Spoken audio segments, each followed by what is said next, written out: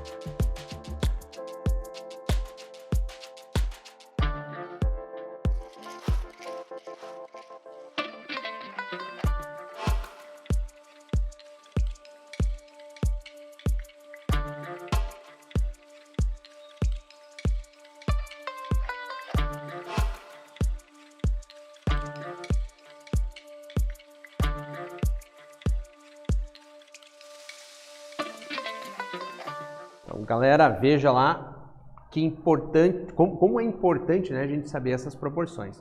Por exemplo, aqui, território que a Amazônia ocupa, né, quanto mais e quanto que ela pertence a cada país. Então, assim, a gente, porcentagem do país que é a Amazônia, por exemplo, Bolívia 44%, Brasil 49%, Colômbia 43% do território deles, o Equador 42%, a Guiana 98%, basicamente ela é toda a Amazônia, a Guiana Francesa 96,5%, Peru 61%, Suriname 90,1% e a Venezuela 51%. Então ela ocupa um espaço enorme, né? Então vamos pensar 49% do Brasil, mas ela invade também outros países, tá? Então ela é um bioma extremamente importante, tá? Percentual da Amazônia presente em cada país, né? Então vamos dividir agora a Amazônia. 100% da Amazônia dividindo agora entre países. O Brasil é 60,3%, né? Mais que a metade da Amazônia é brasileira. Mas, por exemplo, Bolívia 6,87%, Colômbia 6,95%, Equador 1,48%, Guiana 3,02%, Guiana Francesa 1,15%, Peru 11,3%, Suriname 2,1% e Venezuela 6,73%. Então, desse lado aqui, é como se a gente pegasse 100% da Amazônia e fatiasse entre os países, ok? O Brasil, logicamente, ali é o país que detém a maior parte da Amazônia. Outro bioma de extrema importância é a chamada Mata Atlântica. O bioma Mata Atlântica ocupa aproximadamente 13% do nosso território, tá? E é o bioma hoje, né, mais ameaçado do Brasil. Pense, né, que na Mata Atlântica ali, tem ali o estado de São Paulo, Rio de Janeiro, Paraná, estados assim que tem um grande potencial industrial, agrícola e tudo mais, então você imagina que o impacto também é gerado sobre ele.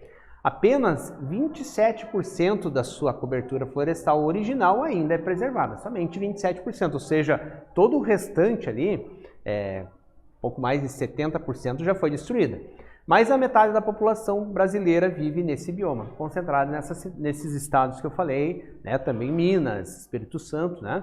Mas pense, grande atividade industrial, grande necessidade de construções, né, de cidades, então tudo isso vai impactando e vamos supor ali, a vítima seria ali a questão da Mata Atlântica, tá?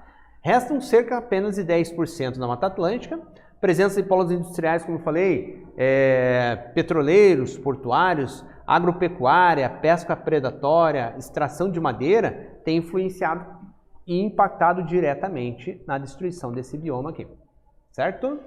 Cerrado, gente, é reconhecido como a savana mais rica do mundo em biodiversidade. Quando a gente fala em biodiversidade, é diversidade de espécies, tá? É uma enormidade de espécies. Veja, o cerrado é um tipo de bioma que se assemelha muito à savana africana, né? Então, por isso é colocado ali também como savana, classificado dessa maneira. Ocorre principalmente no Planalto Central brasileiro, tá? E ocupa 24% do nosso território nacional, tá? Lembrando que também dentro desse bioma existem cidades, né? Então existe toda uma estrutura. A partir de 1960, a abertura de uma nova rede rodoviária, a cobertura vegetal natural deu lugar à pecuária e à agricultura intensiva, reduzindo mais ainda, impactando mais ainda esse bioma, ok? Então, esse bioma brasileiro aí, que é o foco dessa nossa aula. O cerrado pode formar o chamado campo limpo, basicamente é só campo mesmo, assim, sem muita vegetação, campo sujo, entre aspas, né? Um pouco de vegetação, campo cerrado com uma quantidade maior, que a gente vai chamar de zona de transição, e já aqui com uma formação de arbustos um pouco maior, tá? E aí o cerradão, que chama, que já é uma área assim mais considerado já mais um cerrado de floresta, vamos dizer assim, né? Uma formação florestal. Mais de 40% da área original também foi desmatada devido ao garimpo e também a contaminação de rios, exploração de madeira, né, para a produção de carvão, agropecuária e queimadas criminosas. Então é bom a gente saber, né, o quanto de impacto causa em cada um desses ecossistemas. É bom se ter anotado isso, pode cair em Enem, pode cair em vestibular, e isso aí você precisa ter essa informação aí meio fresquinha.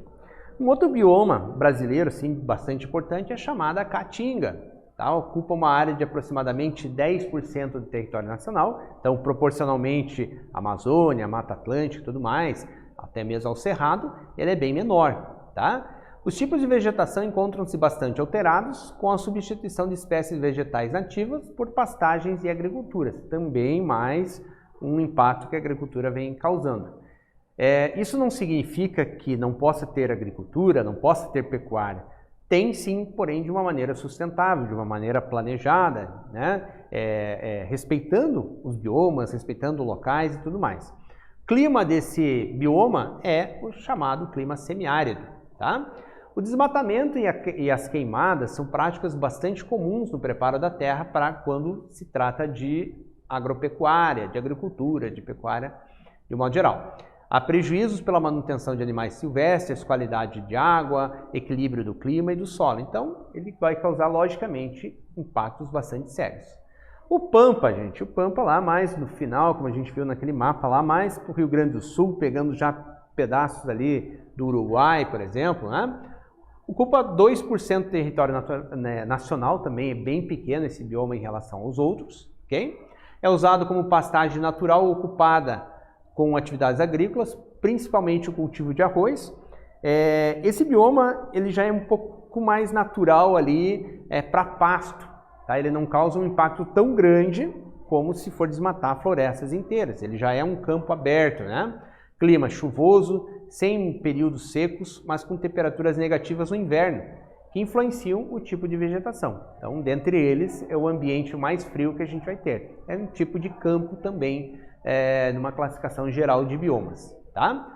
Um dos principais problemas enfrentados no bioma Pampa é a presença das chamadas espécies exóticas invasoras, espécies que chegaram na região trazidos pelo ser humano, geralmente, né?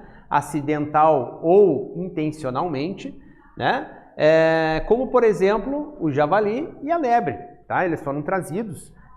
Principalmente eles invadiram o Brasil ali pela Argentina, pelo Uruguai, Chile, né, conforme o animal ali, e elas acabam competindo, né, com os recursos naturais das espécies nossas aqui, tá? Causa, logicamente, um impacto, né? E, logicamente, assim, elas acabam se proliferando rapidamente, principalmente a lebre ali, e ocupando mais espaço, causando prejuízo para agricultores, porque elas vão lá e consomem, né, os seus recursos naturais e tudo mais. E o Pantanal, gente, o Pantanal aí muito conhecido, né? É a maior planície de inundação, né, mundial que existe, tá? Se reúnem representantes de quase toda a fauna brasileira que vivem nesse local e é o bioma brasileiro mais preservado que a gente tem, tá? O ser humano ainda não chegou a devastar tanto. Existem queimadas, tal, mas ainda eles permanecem. Então, o bioma Pantanal ele tem comportamentos diferentes conforme a época do ano. Por exemplo, de dezembro até março, muitas cheias, tá? De abril a junho, essas águas começam a baixar lentamente, é o que a gente chama lá de vazante. Aí nós temos de julho a outubro, estação seca, rios e lagoas retornam aos seus limites naturais. Então, volta tudo, né? Toda aquela inundação desaparece. Novembro a dezembro, períodos de chuvas e da paisagem verde. A terra seca absorve as águas com rapidez e as aves se alimentam com fartura. Isso dá, sim, uma possibilidade de abrigar vários nichos ecológicos naquele local, porque existem comportamentos diferentes que essas espécies conseguem ter, né, conseguem desenvolver a partir do ambiente modificado que o Pantanal proporciona a elas, tá? Conforme a época do ano ele tem. Então existe muita migração de espécies de lá para cá e de cá para lá, enfim, né? Ele tem uma dinâmica extremamente grande. Então vamos uma segunda atividade aqui para a gente ver como é que você está absorvendo esse assunto aqui. Com relação ao bioma Caatinga, tá, gente? Então vamos lá. O professor fez as seguintes afirmações. Compreende a área em que se encontra a maior floresta tropical do mundo, ocupa boa parte da região nordeste do Brasil e seu nome significa Floresta Branca, então são várias afirmativas, a gente vai ver a correta ali. É considerada a savana brasileira e compreende uma área de elevado potencial aquífero, tá? Mais uma informação, compreende a região costeira do Brasil e atualmente restam menos de 10% da sua mata nativa. Perceba que são misturados com outros biomas e tudo mais. Qual das afirmativas acima estão relacionadas exclusivamente à Caatinga? E aí, além de você dizer, a gente pede que você explique a sua escolha, tá bom? Já retornamos.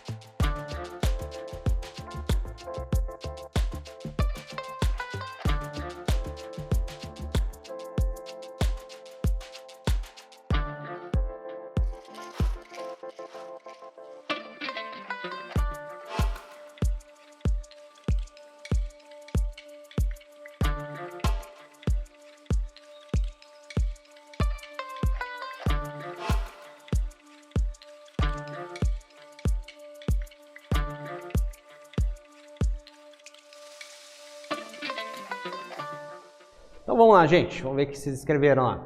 É a afirmativa 2 que a gente está falando, né, da caatinga, né? Ocupa boa parte do nordeste do Brasil e seu nome significa floresta branca. Beleza? A primeira afirmativa se refere à Amazônia, a terceira afirmativa ao Cerrado e a quarta à Mata Atlântica, tá? Então só para vocês saberem, isso aí é importante também, tá?